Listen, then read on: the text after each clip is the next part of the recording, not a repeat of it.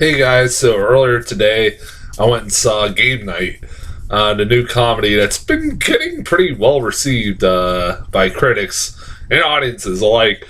This was a movie that I got in the preview a few times. I actually saw, I think, the first trailer for it, like online. I was like, that looks funny. It caught my attention because it looked funny. I was like, it didn't look like it would be anything, harmful. It looked pretty harmless. And like I said, it had a talented cast, and it was one of those movies that I go through what's coming out every week. Like I look at the list of movies coming out every week, and I saw that movie pop up. I'm like, okay, that might be something I'll go see. And when I heard it was getting well received, and reviews were starting to pop up, I was like, all right, I'll definitely go check it out now. I was going to probably go check it out, but I was like, no, I definitely will. And, yeah, it's pretty goddamn I really like Game Night. This is, if this is a sign of things to come for comedies this year, that's going to be a pretty good year in comedy, I hope. This was a really funny movie. It's one of those movies that's I kind of love. It's one of those really dark comedies that, isn't afraid to pull punches, even though it's nothing really too shocking that you haven't seen done in a dark comedy before. I mean, it is directed by the writers. I think it is directed by the writers of Horrible Bosses, Horrible Bosses 2, and that was the first one was a pretty damn dark comedy. It is about as dark as it gets, and you can kind of tell the guys that wrote that movie made this movie too. It's not much of a shock. And they also did recent Vacation movie, which I was one of the only people that actually didn't mind. And it's like, and maybe it was. I still I've watched it a few times, and I still think it's all right, not that terrible. I mean, maybe it was because I had low expectations for it. But anyways, this is a really funny fucking movie. I laughed quite a lot in this movie. And I was actually the only one in the movie theater. I saw it at noon on a Monday. So, I mean, yeah, there was pretty much people who were at work or sleeping. I was at the movie theater seeing Game Night. This movie's got just a fucking talented cast. God damn, I love the cast in this movie. Anytime a comedy's got Jason Bateman, that's a fucking plus for me. I love Jason Bateman. The guy is a damn good comedic actor. It's funny to watch movies of him when he was in the 80s and see him still making a lot of movies nowadays. He's had a fucking really long career and lasted this long and still really talented and really fucking funny. And really good at being he's a really damn good actor. His chemistry with him and Rachel McAdams is great. They're a married couple that I think we all know that these kinds of people that are very fucking competitive. They're they get really way too competitive for when they're playing these board games or these trivia games. That's how they fell in love. They meet each other at a bar, playing on opposite teams, and they are during a bar trivia game, and they both guess the answer of Tinky Winky, and they fall in love instantly because they're both very competitive and hate to lose, and it's kind of results in them kind of also having trouble fucking having kids. The movie, there's a whole plot of them trying to have a kid, but Jason Bateman's insecurity about him and his brother, and also him just being very super competitive, is causing him to have too much stress, and it's causing his sperm count to be low or something like that. And like I said, they both have really great comedic chemistry together. I liked Rachel McAdams. She had some fucking funny ass lines in this movie. I've always liked Rachel McAdams, and she's really fucking funny in this. I like her the scene where she's at the bar with the gun and trying to hold the bad guys hostage. That was pretty fucking funny. She's trying to be intimidating. She's twirling around this real gun, even though she don't realize it's a real gun, like a fucking madman. It's pretty fucking funny. I like that scene. That was pretty good.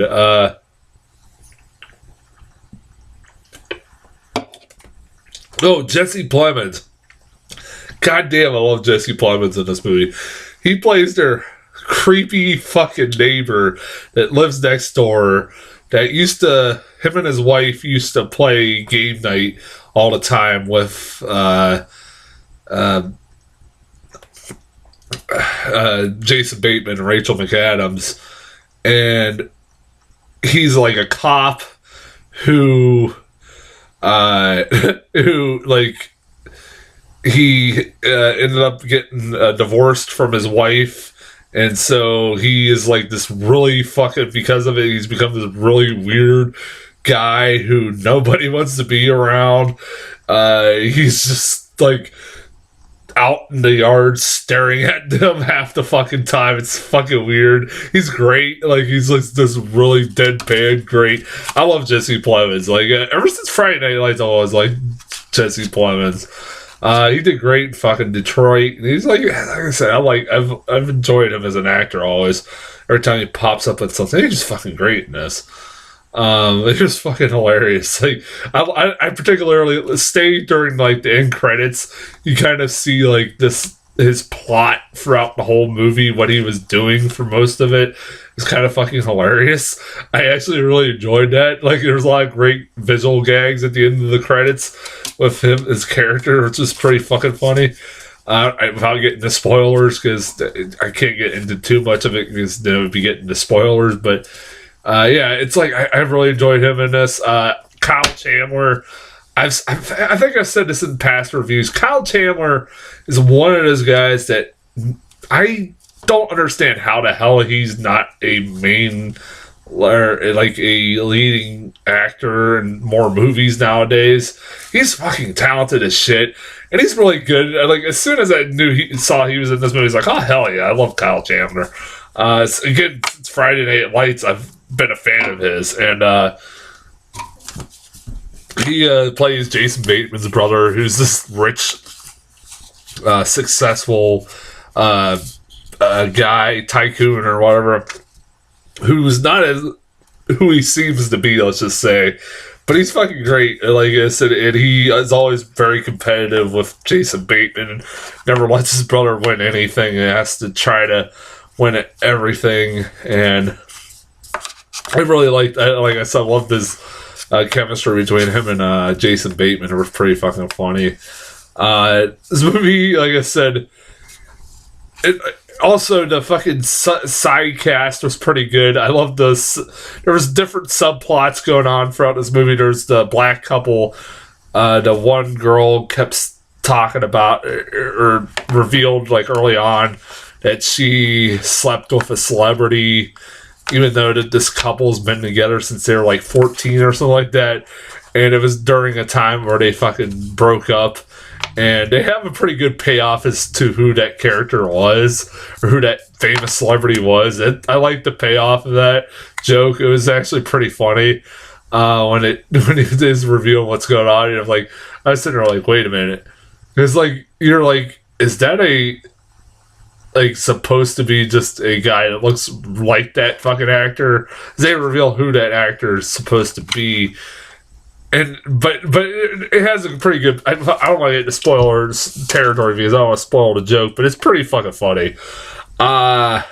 Also, they have the really fucking dumbass friend. I've never seen him in anything. Who he keeps the running joke at the beginning of the movies that every game night he brings a different girl to, and they're all really fucking retarded, like almost like clinically retarded.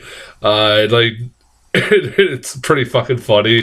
Like the montage of all the girls like they were showing that he was bringing to these game nights and how stupid they were. And then he finally brings this like British Irish girl who's pretty smart as hell, and she's like middle aged and stuff like that. All the girls he was bringing like were like half his age. But yeah, he was really fucking funny. He had some really funny lines in this movie.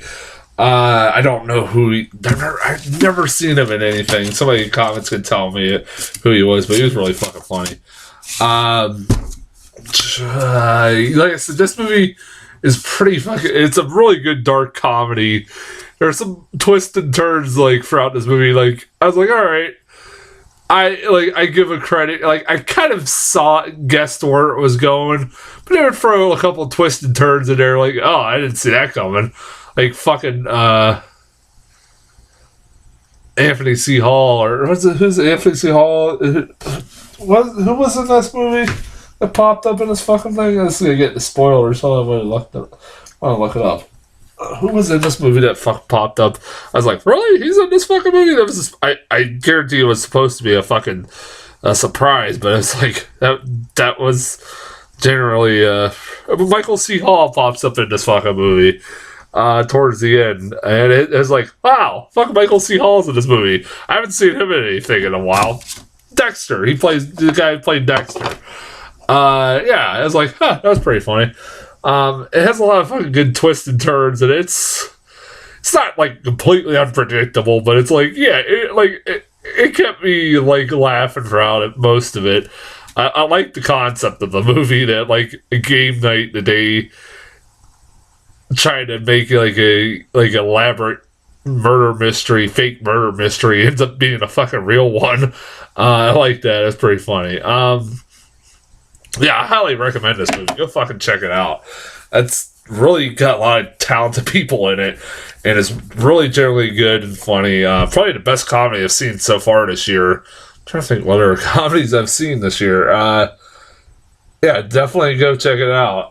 If you have, I mean, I know everybody's still going to see Black Panther. Fucking made fucking $100 million this past weekend. Jesus Christ. But if you ever seen Black Panther, go see this. This is a really fucking funny movie.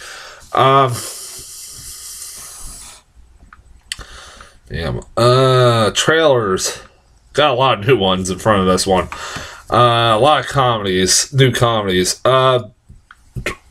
Life of the Party.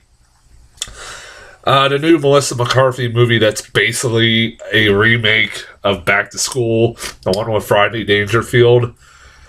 I was to say this from the trailers, it didn't look bad, but I'd just rather while watching this trailer, I was like, okay, I'd rather be watching Back to School than probably watch this at any point during the year.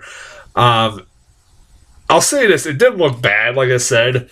It's like I said, it's basically like I said, Back to School. It's Melissa McCarthy is a mom who ends up going back to college with her daughter. And she's, of course, an embarrassing mom, yada, yada, yada. And all hijinks ensue.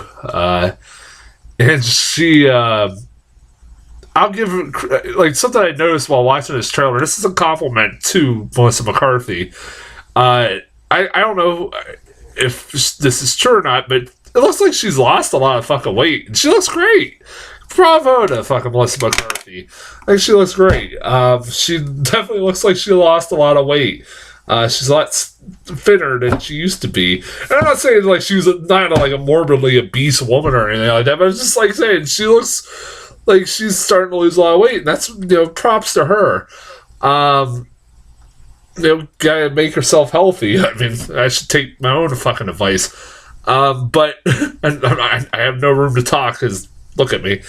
But yeah, I was like, yeah, it looks alright. It's got a lot of the same fucking problems that have Wes McCarthy in it. It's fatty fall down is pretty much all the jokes she has in this movie. Even though she's losing some weight, she's still doing the same shtick over and over again for a lot of the trailer. But like I said, I've always said I think Melissa McCarthy is a talented actress, comedic actress, that doesn't need to do the same shtick over and over again. She's proven that she can do like comedy, she's broad comedy, and also a pretty decent actress on top of that. So, I mean, like I say, whatever.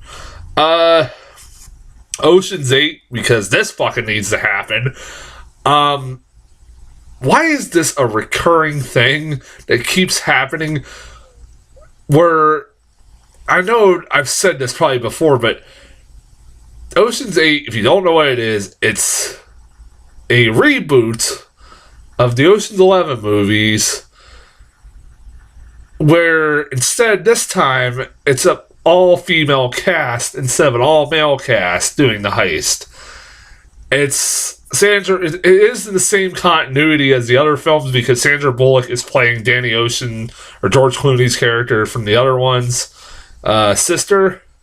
She's playing a sister, and she's recruiting an all-female group of women, or all group of women, to pull off this elaborate heist at like a fashion show or something like that. It's run by Anne Hathaway, who's apparently an evil bitch, which I can believe. Sorry, but yeah, it's like, why is this a fucking thing that's happening? Why between this Ghostbusters? It's like, I'm all for an all-female cast, but why not do something original? Not basically redoing something that is already an established property that everybody knows. Why do you need to do this? It's getting backlash. I'm sure this will get backlash like fucking maybe not as much as Ghostbusters, because I don't think this is a well-loved as fucking Ghostbusters was, but the Ghostbusters thing was fucking ridiculous in the first place. Like, the backlash that movie got. But it's like, why does this keep happening? Like, does it need to happen? No. But it doesn't look bad, but it's got a lot of great actresses. Sandra Bullock, Cate Blanchett, Sarah Paulson, Mindy Kaling, got Rihanna, who else is it? But it's a pretty damn good cast. Yeah, it's like, whatever. I don't know. I got a new trailer for Blockers. I'm still looking forward to Blockers. Out of all the comedies I saw, this is the one I'm still looking forward to the most. Like I said, it's about John Cena, Leslie Mann, and that, I forget what the guy's name is. He was the brother in Snatched, who they're a group of parents who are trying to stop their daughters from completing this sex pact that their daughters are having during prom. They lose their virginity, and it looks pretty fucking funny. Like I said, I have all time of day for like John Cena doing these fucking weird ass comedies that he's doing now. Book Club. This is fucking weird. For multiple reasons. This movie looks fucking weird for multiple reasons.